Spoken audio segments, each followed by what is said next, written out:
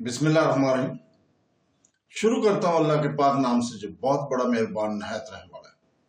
دوستوں، بہنوں، بھائیوں، بزرگوں، السلام علیکم ورحمۃ اللہ وبرکاتہ۔ تاریخ اسلام میں حضرت خالد بن ولید کی قسط نمبر 99 میں آپ کو خوش آمدید کہتے ہیں، اور کل جہاں ہم رکے تھے وہیں سے ہم شروع کرتے ہیں۔ یہ ہم رکے تھے کہ کسرا اور حضرت خالد بن ولید کے لشکر کے درمیان جو جنگ ہونے والی تھی، اس میں وہ ان کا جازویہ، ان کا ایک لشکر کا کمانڈر تھا جازویہ جابان نے کہا، ہم کسرا کی خوشنودی کے لیے نہیں لڑ رہے، ہمیں زرتشت کی عظمت اور آن کی خاطر لڑنا ہے۔ میں تم سے ایک مشورہ لینا چاہتا ہوں۔ جازویہ نے کہا، تم دیکھ رہے ہو کہ کسرا نے ہمیں جو حکم دیا تھا وہ بے مقصد ہو چکا ہے۔ میں مدائن چلا جاتا ہوں، کسرا سے نیا حکم لوں گا۔ میں اس کے ساتھ کچھ اور باتیں بھی کرنا چاہتا ہوں۔ اسے بھی یہ کہنے کی عادت ہو گئی ہے کہ جاؤ اور مسلمانوں کو کچل ڈالو۔ اسے ابھی تک کسی نے یہ نہیں بتایا کہ جنگی طاقت صرف ہمارے پاس نہیں، میں نے مان لیا ہے کہ لڑنے کی جتنی اہلیت اور جتنا جذبہ مسلمانوں میں ہے وہ ہمارے پاس ناپید ہے۔ جابان طاقت کے گھمنڈ سے کسی کو شکست نہیں دی جا سکتی، میں بھی اسی کو بہتر سمجھوں گا۔ جابان نے کہا، آپ کوچ کرو اور کوچ کو روک دیں اور مدائن چلے جائیں، کوچ روک دو۔ جازویہ نے حکم کے لہجے میں کہا، لشکر کو یہیں خیمہ زن کر دو، میری واپسی تک تم لشکر کے سالار ہو گئے۔ اگر آپ کی غیر حاضری میں مسلمان یہاں تک پہنچ گئے یا ان سے آمنا سامنا ہو گیا تو میرے لیے آپ کا کیا حکم ہے؟ جابان نے پوچھا، کیا میں ان میں سے لڑوں، ان کے ساتھ لڑوں، یا آپ کے آنے تک جنگ نہ کریں؟ تمہاری کوشش یہ ہونی چاہیے میری واپسی تک تصادم نہ ہو۔ جازویہ نے کہا، آتش پرستوں کے لشکر کا کوچ روک رہے ہیں، اور روک کر وہیں خیمہ زن کر دیا گیا تھا، اور بہمن جازویہ اپنے محافظ دستے کے چند سوار گھوڑوں کے ساتھ لے کر مدائن کو روانہ ہو گیا۔ مگر وہاں دلائل کی بستیوں میں ایک طرف گریہ ازاری تھی اور دوسری طرف جوش اور خروش، اور جازویہ انتقام کی للکار اس عیسائی قبیلے کے 2000 آدمی جو للکارتے اور نعرے لگاتے ہوئے آتش پرست لشکر کے ساتھ مسلمانوں کو فارس کے سرحد سے نکالنے گئے تھے، وہ میدان جنگ سے بھاگ کر اپنی بستیوں کو چلے گئے تھے۔ یہ وہ تھے جو زندہ نکل گئے تھے، ان کے کئی ساتھی مارے گئے تھے، ان میں بعض زخمی تھے جو اپنے آپ کو گھسیٹتے آ رہے تھے مگر راستے میں مر گئے تھے۔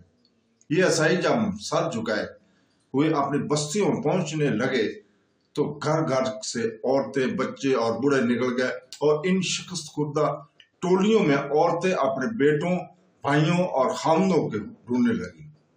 بچے اپنے باپوں کو دیکھنے اور ڈھونڈنے کے میں لگے ہوئے تھے۔ انہیں پہلا صدمہ تو یہ ہوا کہ وہ پٹ کر لوٹے تھے، پھر صدمہ انہیں ہوا جب کہ عزیز واپس نہیں آئے تھے، جن کے عزیز واپس نہیں آئے تھے ان کو صدمہ ہوا۔ بستیوں میں عورتوں کی آہ و ودکار سنائی دینے لگی اور وہ اونچی آواز سے رو رہی تھیں، پھر تم زندہ کیوں آ گئے ہو؟ ایک عورت نے شکست کھا کر آنے والوں سے چلا کر پوچھا، تم ان کے خون کا بدلہ لینے کے لیے وہیں کیوں نہیں رہے؟ یہ آواز کئی عورتوں کی آواز بن گئی، پھر عورتوں میں للکار سنائی دینے لگی، تم نے بکر بن وائل کا نام بدنام کر دیا، ڈبو دیا، تم نے ان مسلمانوں سے شکست کھائی ہے جو اس قبیلے کے ہیں، جاؤ اور شکست کا انتقام لو۔ مسنا بن حارثہ کا سر کاٹ کر لاؤ، جس نے ایک ہی قبیلے کو 2 धड़ों में काट दिया है। मसना बिन हारसा इस कबीले का एक सरदार था। इसने कुछ अरसे पहले इस्लाम कबूल कर लिया था और इसके जेर असर इस कबीले के सरदारों हजारों लोग मुसलमान हो गए थे। इन मुसलमानों में से कई साल खालिद बिन वलीद की फौज में शामिल हो गए थे। इस तरह एक ही कबीले के लोग एक दूसरे के खिलाफ सफ अरा हो गए थे।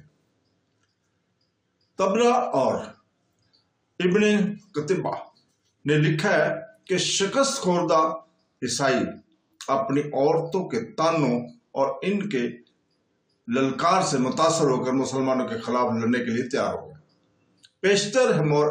बेशतर मौरखीन ने लिखा है कि ईसाइयों को इसलिए भी तैश आया था कि इनके अपने कबीले के कई ऐसे अफराद ने इस्लाम कबूल कर लिया था जिनकी कोई हैसियत नहीं थी, लेकिन वही अफराद इस्लामी फौज में जाकर ऐसी ताकत बन गए थे कि फारस जैसी ताकतवर शहनशाही को न सिर्फ ललकार रहे थे बल्कि इसे तीसरी शिकस्त भी दे चुके थे।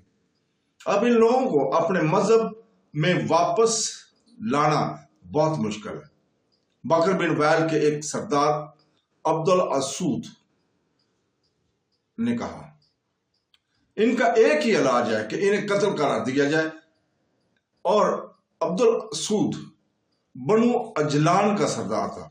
यह भी बकर बिन वाइल की शाख थी, इसलिए वो अजली कहलाता था।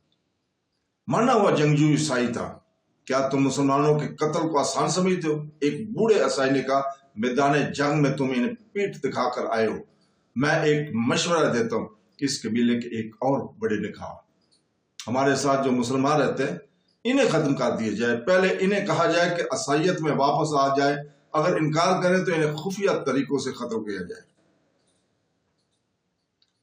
नहीं, उसने कहा, क्या तुम भूल गए हो कि हमारे कबीले के इन मुसलमानों ने खुफिया कार्रवाइयों से फारस की शहनशाही में कहीं तबाही मचाई थी। कैसी तबाही मचाई थी? उन्होंने कितनी दिलेरी से फारस की फौजी चौकियों पर हमले किए थे। उन्होंने कसरा की रिहा होकर कसरा की फौज के कई कमांडरों को कत्ल कर दिया था। अगर तुमने यहां किसी एक मुसलमान को खुफिया तरीके से कत्ल भी किया तो मसना बिन हारसा का ग्रोह खुफिया तरीकों से तुम्हारे बच्चों को कत्ल कर जाएगा और तुम्हारे घरों को आग लगा देगा। इनमें से कोई भी तुम्हारे हाथ नहीं आएगा। फिर हम इंतकाम किस तरह लें? उसने पूछा, तुम्हारे लिए तो इंतकाम बहुत ही जरूरी है, क्योंकि तुम्हारे 2 जवान बेटे दलजाह की लड़ाई में मुसलमानों के हाथों मारे गए। शहनशाह फारस और मुसलमानों की अपनी जंग है। अब्दुल सऊद ने कहा, हम अपनी जंग लड़ेंगे, लेकिन फारस की फौज की मदद के बगैर शायद हम मुसलमानों को शिकस्त नहीं दे सकते। अगर तुम लोग मुझे इजाजत दो तो मैं मदैन जाकर शहनशाह फारस से मिलूंगा। मुझे पूरी उम्मीद है कि वो हमें मदद देगा। अगर इसने मदद ना दी तो हम अपनी फौज बढ़ाकर लड़ेंगे। तुम ठीक कहते हो। मुझे मुसलमानों ने और मुसलमानों से अपने 2 बेटों के खून का हिसाब चुकाना है। ईसाइयों के सरदार ने अपने इसी वक्त फैसला कर लिया था कि जिस कदर लोग मुसलमानों के खिलाफ लड़ने के लिए तैयार हो सके वो दरिया फरात के किनारे आ जाएं, उसी मुकाम पर इकट्ठे हो जाए और इनका सरदार आला अब्दुल सऊद नजरी होगा। कबीला बकर बिन वाइल और इसके जैली कबीलों के जज्बात भड़के हुए थे। इनके जख्म ताजा थे। उनके हाथों हलाक होने वालों के घरों में मातम हो रहा था। इन हालात और इस जज्बाती कफीद में नौजवान भी और वो बूढ़े भी जो अपने आप को लड़ने के काबिल समझते थे, लड़ने के लिए निकल आए थे। ये लोग इस कदर भड़के हुए बैठे थे कि जवान लड़कियां भी मर्दों की दोष बदोश लड़ने के लिए तैयार हो गई थी। इराकी ईसाइयों के अज़ैम, जंगी तैयारियों और अलैस के मुकाम पर इनका एक फौज की सूरत में इज्तिमा हजरत खालिद बिन वलीद से पोशीदा नहीं था। हजरत खालिद बिन वलीद की फौज वहां से दूर थी, लेकिन इन्हें दुश्मन की हर नकल हरकत की इत्तला मिल रही थी। इनके जासूस हर तरफ फैले हुए थे। ईसाइयों के इलाकों में अरब के मुसलमान भी रहते थे। इनके हमदर्दियां मदीना के मुसलमानों के साथ थीं। मुसलमानों के फतुहात को देखकर इन्हें आतिश परस्तों से आजादी और दहशतगर्दी से निजात बड़ी साफ नजर आने लगी थी। वो दिल और जान से मुसलमानों के साथ थे। वो किसी के हुक्म के बगैर हजरत खालिद बिन वलीद के लिए जासूसी कर रहे थे। हजरत खालिद बिन वलीद के लश्कर के हौसले बुलंद थे। इतनी बड़ी जंगी ताकत पर मुसलसल 3 फतवात ने और बेशुमार माल गनीमत ने और इस्लामी जज्बे ने इनके हौसलों को तरोताजा रखा हुआ था। लेकिन हजरत खालिद बिन वलीद जानते थे कि इनकी मुजाहिदीन की जिस्मानी हालत ठीक नहीं। मुजाहिदीन के लश्कर को आराम मिला ही नहीं था। वो कूच और पेशकदमी की हालत में रहे या मैदान जंग में लड़ते रहते। इन्हें मुकम्मल आराम करने दो। हजरत खालिद बिन वलीद अपने सलारों से कह रहे थे, इनकी हड्डियां भी दुख रही होंगी। जितने भी दिन मुमकिन हो मैं इन्हें आराम की हालत में देखूंगा और इन दस्तों को भी यहीं बुला लो जिन्हें हम दजला के किनारे दुश्मन पर नजर रखने के लिए छोड़ा है। तुम में मुझे मसना बिन हारसा नजर नहीं आ रहा। वो गुज़श्ता रात से नजर नहीं आया। एक सलार ने जवाब दिया, एक घोड़े की टाप सुनाई देते हुए जो करीब आए रहे थे, घोड़ा हजरत खालिद बिन वलीद के खैमे के करीब आकर होगा। मसना बिन हारसा आया है। किसी ने हजरत खालिद बिन वलीद को बताया। मसना घोड़े से कूद कर उतरा और दौड़ता हुआ हजरत खालिद बिन वलीद के खैमे में दाखिल हुआ। तुझ पर अल्लाह ताला की रहमत हो वलीद के बेटे, मसना ने पुरजोश आवाज में कहा और बैठने की बजाय खैमे में टहलने लगा।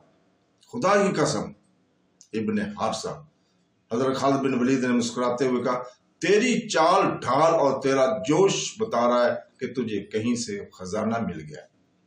खजाना से ज्यादा कीमती खबर लाया हूं।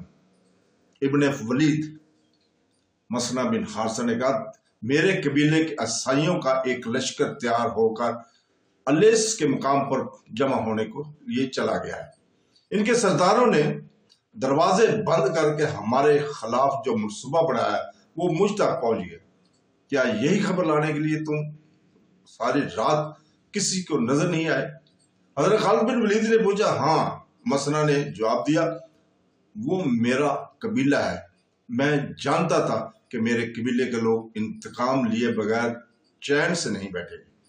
मैं अपना हुलिया बदलकर अब इनके पीछे चला गया था।